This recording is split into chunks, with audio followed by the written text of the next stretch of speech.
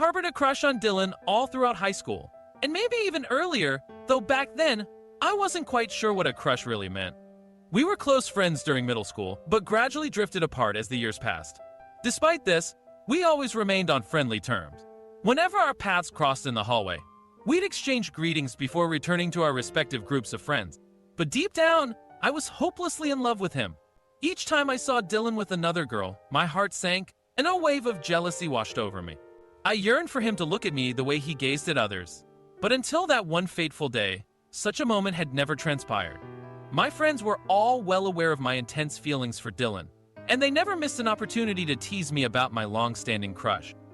The incident at Harper's birthday party still lingers in my memory.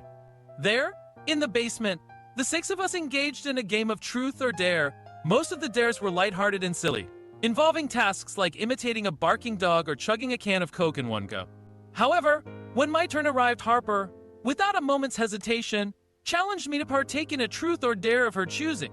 In a bid to avoid being labeled a coward by my friends, I opted for the dare. Harper's eyes sparkled mischievously as she challenged me to steal Dylan's underwear from his locker during Monday's soccer practice. My face flushed crimson, and I stammered in disbelief. The room erupted in laughter as everyone egged me on to accept the dare. Their wide-eyed stares bore into me. "No way! No how!" I protested, adding that my dance practice coincided with Dylan's soccer sessions, making it impossible to execute the plan. Unrelenting, Harper dared me to skip dance practice and carry out the underwear heist. I sighed deeply, questioning the logic of absconding with someone's dirty laundry. My friends chimed in with quirky suggestions like cuddling the pilfered underwear or selling it on eBay. Their weirdness offered little help. With a mix of determination and reluctance, I finally relented, grumbling, "Okay, I'll do it, but if I regret it, you'll regret it even more." And so, the night continued as we schemed and strategized our audacious plan.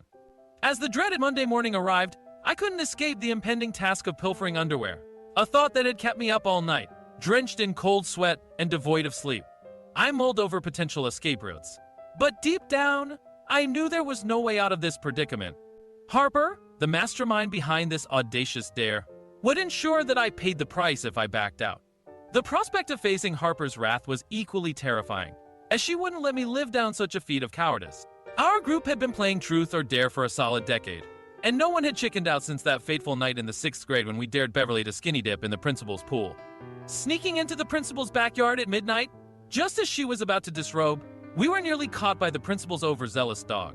Miraculously, we survived that night, though technically Beverly didn't chicken out. From then on, the unspoken rule was that everyone had to complete their dare. This rule, though unspoken, hung heavily over me. At school that day, I kept a vigilant eye on Dylan, determined to thwart any potential traps. I couldn't risk my friends tricking him into coming down to his locker and catching me in the act. Occasionally, my friends enjoyed teasing him about me too, adding to my anxiety. Dylan was something of a school celebrity, with friends spanning various cliques. He chatted with cheerleaders during lunch, honed his basketball skills with the jocks in gym class, and even dabbled in electronics with the school's computer whiz during our electronics class. He was known and liked by everyone, and perhaps that's why I was so drawn to him. After school, I usually attended dance class from 3 to 5 on Mondays, but today would be an exception. The daunting task of the underwear heist loomed large, and there was no way I could focus on dance steps with that hanging over me. Today was the day I had to skip my dance class, something I really hated doing because dancing was my outlet for releasing pent-up frustrations. Nevertheless, a dare was a dare, and I couldn't back down now. Soccer practice was scheduled for 3 o'clock, so I waited discreetly by the stairs, keeping out of sight, until the last of the boys made their way onto the field. With their departure, I sneaked into the locker room. The smell down there was a ghastly combination of old shoes and skunks, something I never wanted to encounter again. The lockers all looked identical, crammed with jeans and an assortment of colored t-shirts. I had already memorized what Dylan was wearing, making my search easier.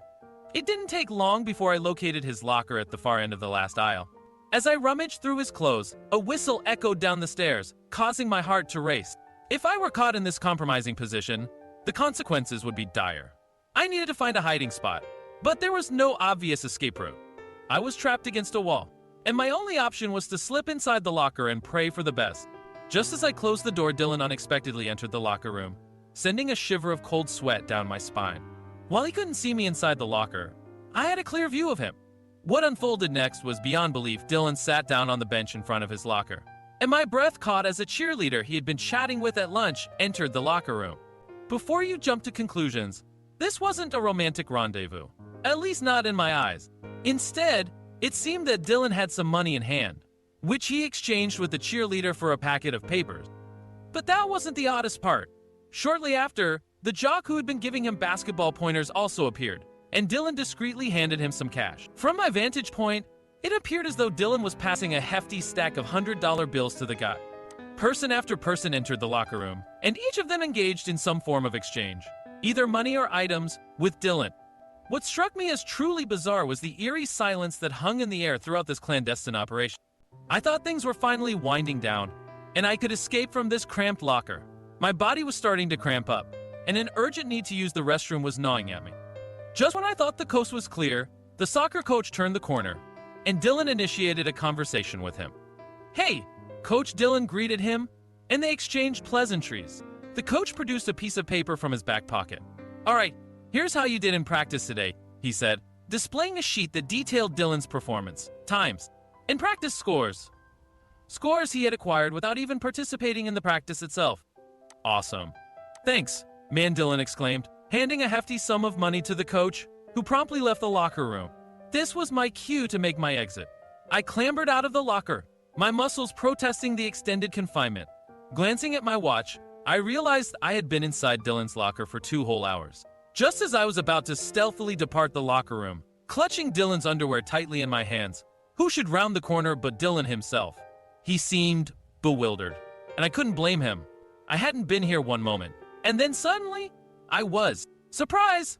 I announced, holding up my hands, which conspicuously held his underwear. Dylan blinked, clearly taken aback and rendered momentarily speechless. I tried to conceal the underwear, but it was a futile effort. "What are you doing with my boxers?" he questioned, raising an eyebrow. I countered with a question of my own. "I could ask you what you're doing giving away thousands of dollars to people, especially your soccer coach, or we could both just walk away and pretend this never happened." Dylan's face paled as he absorbed the implications of my statement, his gaze drifting into the distance, clearly overwhelmed by the situation. "I'll spill the beans about why I was lurking in here if you spill about why those folks took cash from you," I proposed, holding his underwear hostage in my grubby hands. Dylan scoffed and made an attempt to wrestle his underwear away from my grip. "Are you suggesting I'm in some kind of mafia?" I prodded, tugging the underwear slightly out of his reach. It took some time, but Dylan eventually relented, recognizing that he wouldn't get away without offering some kind of explanation. That's when he began to unravel the whole bizarre truth. He confessed to me that he pays people to do things for him. The cheerleader, for instance, handled all his English homework, essays, test answers, you name it. In return, she raked in a cool $1,000 per week, a sum easily supplied by his affluent father. The athlete, on the other hand, imparted his basketball skills to Dylan in exchange for $200 a week. I sat there, utterly flabbergasted by what I was hearing. Dylan then dropped another bombshell. He pays the coach $1,000 a week to perpetuate the illusion that he's a soccer sensation. In reality, Dylan boasts 40 awards, a slew of certificates, and even secured a college scholarship, all without ever setting foot on the soccer field. His cleats, pristine and untouched, hung in his locker, and that explained the lack of foul odor. "You can't breathe a word about this to anyone," Dylan pleaded, laying a hand on my knee. My mind whirled with thoughts of blackmail. Why not? Isn't this the definition of blackmail? I pondered internally. "Because it would ruin me," Dylan nearly shouted, a note of desperation in his voice. I mulled over my options for a moment. "Well, if you want my silence, you'd better sweeten the deal." I don't think he expected those words to escape my lips. "Anything you want. $1,000 a week. A car. What? My parents won't even notice," he replied. I couldn't deny that the prospect of his money was tempting. But there was something else I desired more. "Your money's enticing, but that's not what I want," I asserted. Dylan looked at me quizzically. "Then what? Be my boyfriend," I declared. I was aware of how weird and stalkerish I must have sounded, considering I was gripping his underwear while hiding in his locker. But ultimately, it didn't matter because I was getting the guy I'd pined for. "Okay," I said, rising from my hiding place. "I suppose I'll make my exit now. I've got to catch the principal before she leaves." Dylan grabbed my arm, squeezing it gently. "You can't, please. My parents would disown me," he implored, pulling me in for a kiss. As our lips met, I felt a rush of emotions and an undeniable connection. I couldn't say for sure if he felt the same way, but it didn't matter. I had my dream guy, and his underwear would serve as my keepsake. My friends still can't wrap their heads around how a seemingly silly dare, one they didn't think I could pull off, ended up with me dating the guy of my dreams. I'll never disclose to them that it's all a fade to keep Dylan out of trouble with the law. The more time Dylan and I spend together, the more it feels like he genuinely likes me. He keeps testing the waters, asking if I'd prefer money instead, but I always answer with a resounding no. I'd never choose money over him. However, I've inquired about his plans to eventually stop paying others to do his chores. He mentioned he'd quit when he manages to secure a spot in his dream college. For some reason, though, I'm skeptical. He's set his sights on a prestigious institution, but I know he's not intellectually gifted enough to make the cut. If he miraculously does get in, I fear he'll flounder once he has to handle his own coursework. That's why I pleaded with him to grease the palms of the admissions counselor so that we both could secure admission. That way, I can keep a watchful eye on him. Now all that's left to do is wait for the results of our entrance exams. We'll soon discover whether we have the grades to make it in. If not, Dylan assured me that he'd ensure we'll be strolling those tree-lined campus paths by next fall. He's willing to put his money on it.